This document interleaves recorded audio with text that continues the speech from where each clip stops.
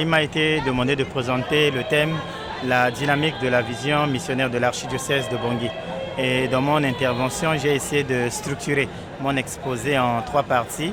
La première partie, c'était l'explication du thème. La deuxième partie, j'ai essayé d'évoquer les facteurs ayant contribué à la fixation de ce thème.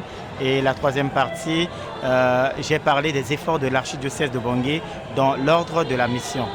Parlons maintenant du contenu propre de mon intervention. Il convient de retenir que là maintenant, on constate des différentes mutations.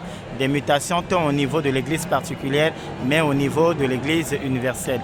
Et les papes ont lancé le message là pour signifier que la mission demeure pour nous une grande chance pour la vie et la survie de l'Église et le futur de l'Église. C'est pourquoi l'archidiocèse de Bangui, en tant qu'Église particulière, doit mettre en place une méthode, doit mettre en place une stratégie pour pouvoir porter le message et la bonne nouvelle aux autres, aux églises en difficulté.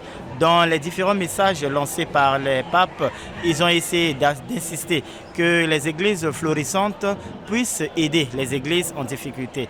L'archidiocèse de Bangui, effectivement, a déjà mis en place une méthode pour aider les églises sœurs. C'est pourquoi au niveau de mon exposé, j'ai essayé de proposer la vision de l'archidiocèse de Bangui dans le cadre de la mission Ad Extra et la vision de l'archidiocèse de Bangui dans le cas de la mission Ad Intra. Au niveau de la mission Ad Extra, l'archidiocèse de Bangui a proposé à certaines églises sœurs des grands séminaristes en études. Une fois finies les études, il pourrait être la présence de l'archidiocèse de Bangui dans ces églises sœurs. Nous avons aussi envoyé au niveau de l'archidiocèse de Bangui certains confrères qui sont placés en mission pastorale. Ils sont nombreux en France, dans le diocèse de Strasbourg, dans le diocèse de Marseille, dans le diocèse d'Autun, dans le diocèse de Pontoise et bien d'autres diocèses encore où ils sont pour nous présence de l'archidiocèse de Bangui auprès de ces églises sœurs.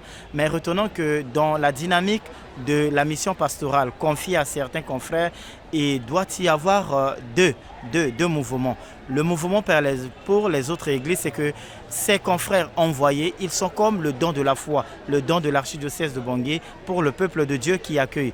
Mais on dit généralement en anthropologie sociale, l'homme évolue par emprunt. Ces confrères envoyés en mission, de leur retour, avec la culture, avec tout ce qu'ils ont vu comme nouveauté, comme réalité nouvelle des autres églises, ils pourraient être encore plus utiles dans notre église particulière. Mais il y a aussi des prêtres qui sont envoyés en mission. Nous disposons des doctorants en théologie dogmatique, des doctorants en liturgie, des doctorants en philosophie, des doctorants aussi en sciences politiques. Tout cela, l'intention et la vision de l'archidiocèse de Bangui est de disponibiliser dans le futur récent des madriers pour le bien de la mission, aussi bien la mission Ad Intra et la mission Ad Extra. Parlons de la mission Ad Intra au niveau de l'archidiocèse de Bangui, au-delà des difficultés que nous avons rencontrées pour la formation de nos séminaristes, mais l'archidiocèse de Bangui continue encore d'envoyer des séminaristes à la fois au petit séminaire, moins séminaire comme le grand séminaire. Jusqu'aujourd'hui, nous avons autour de 140 séminaristes, petits comme grands compris. Et dans le cadre de la mission Ad Intra, l'archidiocèse est en train de mettre en place une politique d'asseoir un groupe de coopérants laïcs missionnaires. Je parle de groupe de coopérants laïcs missionnaires. Nous voulons avoir des laïcs qui ont des diplômes et des références quelque part pour pouvoir aider dans nos églises, comme nous avons reçu au début de la mission des confrères qui sont venus, des frères et sœurs qui sont venus de loin nous aider dans la mission. L'archidiocèse de Bangui aussi a cette vision-là de proposer plus tard des coopérants laïcs qui peuvent aider dans le cadre de l'éducation, dans le cadre de la médecine, dans le cadre de la santé. Et donc c'est comme ça que j'ai essayé de structurer mon exposé que j'avais présenté au peuple de Dieu réuni ce matin.